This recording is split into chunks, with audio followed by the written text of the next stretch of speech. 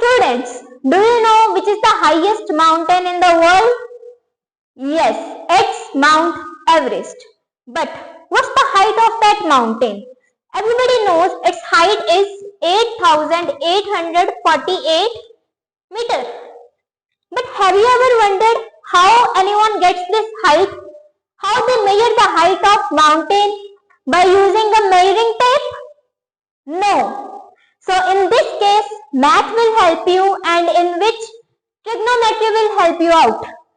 So our today's topic of discussion is trigonometry.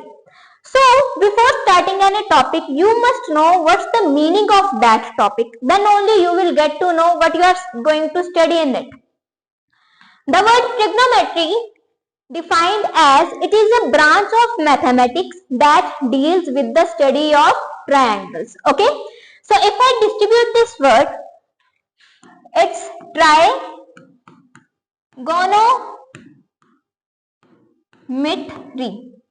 Tri means three and gonometry means measurements of the angles of a triangle. Okay. And in this topic, we basically use right angle triangle. So what is right angle triangle? As you all know, right angle triangle means any triangle in which we are having one angle 90 degree, right, and the another two angles as acute angles. Okay. Now that angles can be as C or A, right? So before starting this topic, there are some ratios we use in it. That ratios are 6T ratios. Now the word ratios, what does this ratio mean? Ratio means when we divide something, right? So as I am having in this figure, for example, if I am having this angle as C, now as you are growing up, you are going to the higher classes, so their angle we name as theta. We call this angle as theta. So it can also be written as theta, right? It's the simply name. डरना नहीं है इससे कि ये theta क्या आ गया, ठीक है। अब ट्राइंगल में क्या होता है? ट्राइंगल में होते हैं आपके पास, आपने पाइथागोरस पढ़ा हुआ है, पाइथागोरस थ्योरम, राइट। उसमें क्या होता है? हाइपोटेन्यूज का square is equals to base square plus perpendicular square, right.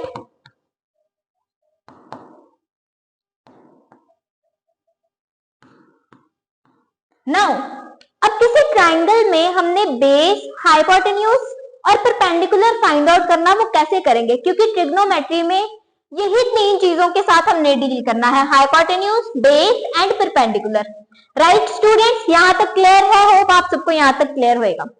अब मैं आपको बड़ी सिंपल सी ट्रिक बताती हूँ कि किसी भी ट्राइंगल में हम हाइपोटेन्यूज, बेस और परपेंडिकुलर कैसे फाइंड आउट कर सकते हैं। तो यहाँ पे थोड़ा फोकस करना आप। ट्रिक है ये, जहां पे भी ट्रायंगल के किसी भी साइड पे दो एंगल्स बनेंगे उसको हम क्या नेम देंगे? बेस। क्या बोलेंगे उसको हम? बेस। Very good. कोई भी साइड जो 90 डिग्री के ऑपोजिट होएगी, सामने बिल्कुल ऑपोजिट, उसको हम क्या बोलेंगे? हाइपोटेन्यूज। क्या बोलेंगे? हाइपोटेन्यूज। और जो सिंगल बच जाएगी एंगल के सामने वाली साइड, वो हमारी क्या आएगी? परपेंडिकुलर। ओके। और किसी भी ट्रायंगल में अगर हमारे पास ट्रायंगल की सारी साइड्स गिवन है तो we can easily calculate the T ratios. अभी हम टी रेशियोज के ऊपर भी आएंगे। अब मेरे पास ये पता लग गया, लेट्स सपोज आपको किसी ट्रायंगल में सिर्फ दो चीजें गिवन है, एक नहीं गिवन, तो आप ये पाइथागोरस थ्योरम से है निकाल सकते हो, ठीक है। अब जब मैं ट्रिग्नोमेट्री की बात कर रही हूँ तो टी रेशियोज आ रहे हैं उसमें। अब वो टी रेशियोज कौन से हैं? I am going to write it. Sine theta, जिसको हम बोलते हैं sine of angle theta, sine of angle theta, ठीक है। फिर आता है कॉस थीटा, जिसकी जो फुल फॉर्म आती है वो आती है cosine of angle theta, right. उसके बाद है टैन थीटा, लेकिन इसकी फुल फॉर्म क्या आती है? Tangent theta. क्या बोलते हैं उसको हम? Tangent of angle theta. Sine, cos, tan, then another one is cot theta, लेकिन इसकी फुल फॉर्म क्या आती है? Cotangent theta, cotangent of angle theta. Sine, cos, tan, cot. Next is secant theta, इसको वैसे मैं आपको बोलूंगी सेक, सेक मत बोलना, most of the student sec बोलते हैं, लेकिन हमने इसको प्रॉपर बोलना है, that is secant theta. Okay, secant of angle theta. And the last one is cosecant theta, जिसको स्टूडेंट्स को सेक भी बोलते हैं, बट आई मस्ट से इसको हम क्या बोलेंगे, cosecant theta. Okay, cosecant of angle theta. अब मेरे पास ये 60 रेशियोज हो गई, कौन कौन सी, sine theta, cos theta, tan theta, cot theta, secant theta and cosecant theta. अब जो मेन समझने वाली बात है, ये साइन थीटा होता क्या है. जब हम स्टूडेंट से पूछते हैं ट्रिग्नोमेट्री में व्हाट इज साइन थीटा, हमने क्रैमिंग तो करनी नहीं है कि 60 ratios. I will tell you कि साइन थीटा क्या होता है. साइन थीटा जो होता है हमें रिलेशन बताता है एंगल का और परपेंडिकुलर और हाइपोटेन्यूज का. सो साइन थीटा किसके इक्वल होता है, परपेंडिकुलर बाय हाइपोटेन्यूज, राइट.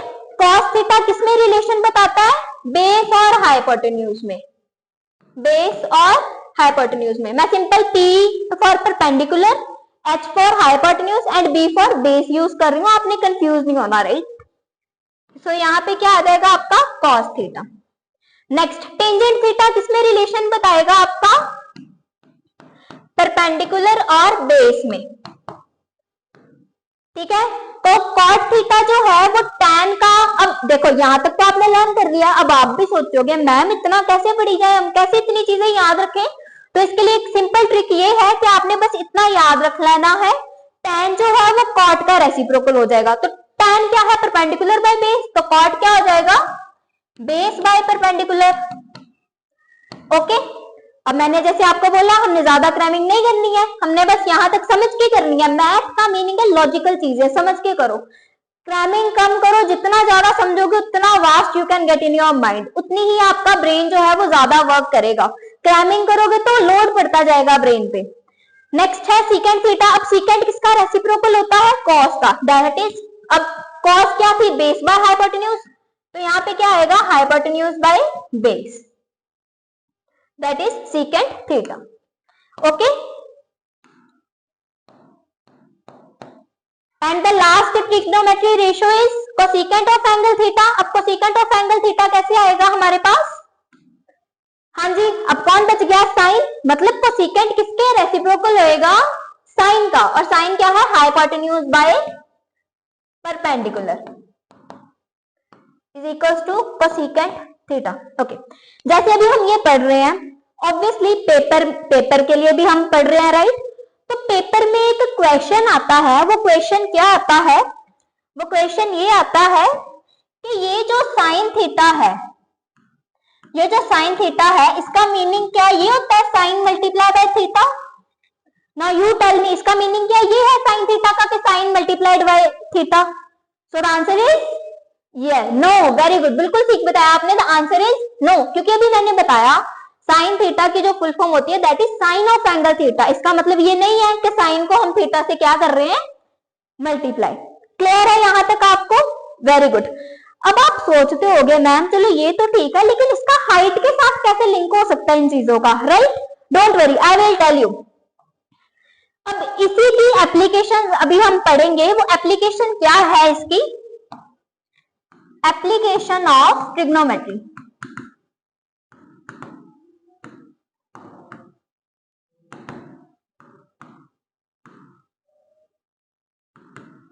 अच्छा, एप्लीकेशन वर्ड का मीनिंग क्या होता है, मोस्ट ऑफ द स्टूडेंट्स का ये क्वेश्चन रहता है कि हम ये पढ़ तो रहे हैं, डेली लाइफ में कहाँ पे यूज होंगे. जो मोस्ट ऑफ द स्टूडेंट्स का ये क्वेश्चन होता है, मैम मैथ डेली लाइफ कहाँ पे यूज होता है. तो मैं आपको बताऊं, ट्रिग्नोमेट्री का रियल लाइफ में बहुत ज्यादा इंपॉर्टेंट रोल है, जो अभी मैं आपको बताऊंगी. ये जो हम हाइट मेजर करते हैं ना माउंटेन्स की, जो हम विड्थ मेजर करते हैं रिवर्स की, के रिवर की विड्थ कितनी ज्यादा है, बिल्डिंग की हाइट कितनी ज्यादा, तो इसके लिए हम ये मेजरिंग टेप नहीं यूज करते, राइट. इसके लिए हम क्या यूज करते हैं, ट्रिग्नोमेट्री. अब ट्रिग्नोमेट्री कैसे यूज करते हैं वो मैं आपको बताती हूँ. इसके एप्लीकेशन में भी कुछ रूल्स होते हैं. वो रूल्स क्या है, दो कॉन्सेप्ट है इसके, एक है एंगल ऑफ एलिवेशन और दूसरा है एंगल ऑफ डिप्रेशन. सो पढ़ते हैं angle of first, angle of elevation. Angle of elevation, right.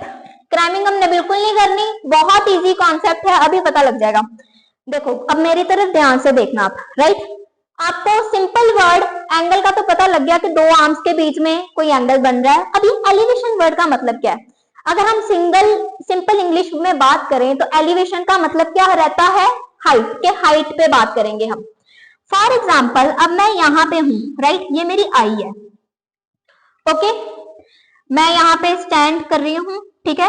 ये है माउंटेन, जैसे मैंने माउंट एवरेस्ट की जो थी वो मैंने बात करी, ये है माउंट एवरेस्ट, ओके। अब लेट्स सपोज अगर मैं मान के चलती हूँ कि अगर मैं बेस यहां से कंसीडर कर रही हूं तो इसका एंगल ऑफ एलिवेशन क्या आएगा? ये पॉइंट है, एलिवेशन मतलब हाइट, तो ये ऊपर देखेंगे टॉप की तरफ, ठीक है। ये टॉप की तरफ देखा, बेस मेरा क्या हो गया ये। अब ये माउंट एवरेस्ट की हाइट कैसे आएगी? ये रेड कलर वाली, दिस इज द हाइट ना, हाइट ऐसे मेजर करते हैं हम हर चीज, राइट, यस, वेरी गुड। अब आपको पता है कि जो भी एंगल बिल्कुल सीधा आ रहा है बेस के ऊपर वो कितने डिग्री का बनाएगा? 90 डिग्री, वेरी गुड। अब मेरी आई यहाँ पे है, ठीक है। अब मैं आपको विजुलाइज करके बताती हूँ। लेट्स सपोज मैं यहाँ पे हूँ, ठीक है। अब ये जो है बिल्कुल मैं सीधा देख रही हूँ, लेकिन जब मैं ऊपर देखूंगी तो एंगल ऑफ एलिवेशन क्या आ जाएगा? चेंज। फॉर एग्जाम्पल अगर ये है, ऊपर देख रही हूँ, मेरी आई बॉल देखो, मेरी आई बॉल जो है वो ऊपर शिफ्ट हो जाएगी, राइट। तो एंगल क्या आ जाएगा? Angle of elevation. आई का लेवल क्या चले गया? ऊपर, तो वो क्या आ जाएगा? एलिवेशन मतलब हाइट। तो ये जो एंगल होएगा ना, इसको हम बोलते हैं एंगल ऑफ एलिवेशन। इसको हम क्या बोलेंगे? थीटा को एंगल ऑफ एलिवेशन। ये हो गया एंगल ऑफ एलिवेशन। ये जो बिल्कुल स्ट्रेट लाइन जा रही है ना, ये ब्लू कलर वाली, ठीक है, ये ब्लू कलर वाली लाइन को हम क्या बोलते हैं? Horizontal axis, horizontal axis. और जिस लाइन से हम देख रहे हैं कि ये जो मेरा ऊपर मैं देख रही हूं, ये ऑरेंज कलर वाली लाइन, इसको हम बोलते हैं लाइन ऑफ साइट। क्या बोलते हैं? Line of site. साइट का मतलब क्या होता है इंग्लिश में? देखना, मतलब जहां से हम देख रहे हैं। सो एंगल ऑफ एलिवेशन में यही चीजें आएंगे, एक line of site, angle of elevation and horizontal axis, right. उसके बाद नेक्स्ट कॉन्सेप्ट क्या आता है? इसके साथ ही हमारा आता है एंगल ऑफ डिप्रेशन। अब वो भी बिल्कुल सेम है, उसमें भी कुछ है नहीं, बिल्कुल इसके ऑपोजिट हो जाएगा, एंगल ऑफ डिप्रेशन। अब फिर से हमने कंफ्यूज नहीं होना। अब डिप्रेशन आजकल तो बड़ा नॉर्मल वर्ड चल रहा है, मुझे डिप्रेशन हो रहा है, मुझे डिप्रेशन हो रहा है, बट डोंट वरी, यहाँ पे आपको डिप्रेशन नहीं होएगा। अभी सारे डिप्रेशन दूर कर देने हमने। डिप्रेशन का बेसिकली मीनिंग होता है जब हम डाउनफॉल में जाते हैं, राइट। अब यहाँ पे एलिवेशन का मतलब था हाइट पे, लेकिन अब डिप्रेशन का मीनिंग क्या आ जाएगा? नीचे। लाइन ऑफ साइट देखो, ये है हॉरिजॉन्टल एक्सिस, लेकिन जब मैं नीचे देख रही हूँ, डिप्रेशन का मतलब नीचे, मतलब मैं अपने से नीचे वाली चीज को देख रही हूँ, तो जो एंगल बनेगा लाइन ऑफ साइट और हॉरिजॉन्टल में, वो क्या आ जाएगा फिर? Yes, angle of depression, very good. So angle of depression कैसे आ जाएगा? मैं फिगर ड्रॉ करती हूँ, वहां से आपको ज्यादा क्लियर हो जाएगा। फॉर एग्जाम्पल अब हम यहाँ पे हैं, ये मेरा बेस है, ये कोई बिल्डिंग है यहाँ पे जिसको मैंने बी नाम दे दिया है। अब नीचे कोई यहाँ पे लेट्स सपोज कोई स्टोन पड़ा है, मैं टॉप ऑफ द बिल्डिंग से ये स्टोन की तरफ देख रही हूँ, राइट, क्लियर है यहाँ तक? जब मैंने इसको देखा तो मेरी फर्स्ट ऑफ ऑल मेरी लाइन ऑफ साइट तो ये पिंक वाली हो गई, ये मेरी क्या होगी? Line of site, line of site. अब मैंने आपको हॉरिजॉन्टल एक्सिस क्या बताया था? आईज से बिल्कुल स्ट्रेट, तो आईज का बिल्कुल स्ट्रेट तो आएगा, वो कौन सा आएगा बताओ? वो तो ये आएगा। मतलब अब मैंने क्या बताया? डिप्रेशन ऑफ एंगल होता है जब हम नीचे की तरफ देखते हैं लाइन ऑफ साइट और हॉरिजॉन्टल के बीच में, तो एंगल क्या आएगा? ये। अब ये देखो, अब ये और ये क्या है?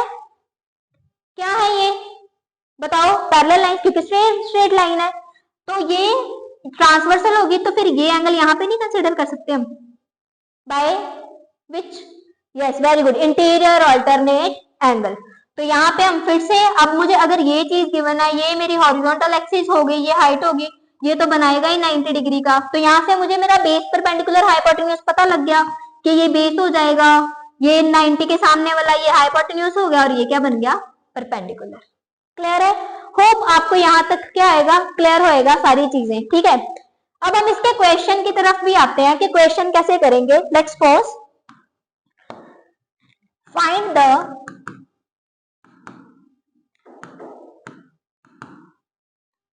height of the tower from the ground, making an from the ground on which stone is there and making an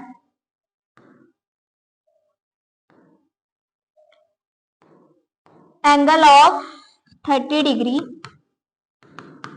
with the top of the tower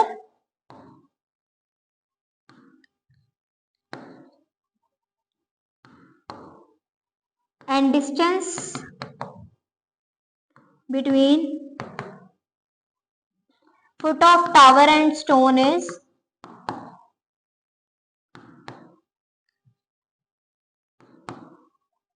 foot of tower and stone is 30 metre. Right, ये simple सा question है। ठीक है, अब इसको solve करेंगे बहुत easy method से। पहले तो हमने सबसे पहला काम होना चाहिए आपका फिगर प्लॉट करना। आप फिगर कैसे ड्रॉ करोगे वो देखो, ये है बेस आपका, ग्राउंड ऐसे है, ये है स्टोन पड़ा हुआ। राइट, अगर स्टोन पड़ा है तो ये बिल्डिंग भी है हमारे पास। अब उन्होंने क्या बोला, find the height of tower, मतलब टावर की हमने क्या ढूंढनी है, हाइट। और उसने ये भी बोला making an angle of 30 degree with the top of the tower, कि जो स्टोन है वो कितने डिग्री का एंगल बना रहा है टॉप ऑफ द टावर से, 30 डिग्री का। ठीक है, अब उन्होंने ये भी आपको बताया हुआ है कि distance between the foot of the tower and stone is 30 metre, कि इनका और इसका डिस्टेंस कितना है, 30 मीटर, और मैंने हाइट ढूंढनी है। राइट, ये ट्रायंगल बन गई। आपको पता है कि बेस के साथ टावर 90 डिग्री पे ही खड़े रहते, बिल्डिंग्स तो सारे अगर टेढ़ी मेढ़ी हो जाएंगी तो गिर जाएंगी। राइट, तो ये क्या हो गया, अब ट्रायंगल आ गई है तो सबसे पहला काम आपने नेमिंग करनी है, बेस क्या है, परपेंडिकुलर क्या है और हाइपोटेन्यूज क्या है। तो आप in triangle solution, in triangle A B C, A B is equals to 30 metre, right, C B is equals to H metre जो हमने फाइंड आउट करनी है। ठीक है, और एंगल क्या है हमारे पास, एंगल सी ए बी जो है वो 30 डिग्री का।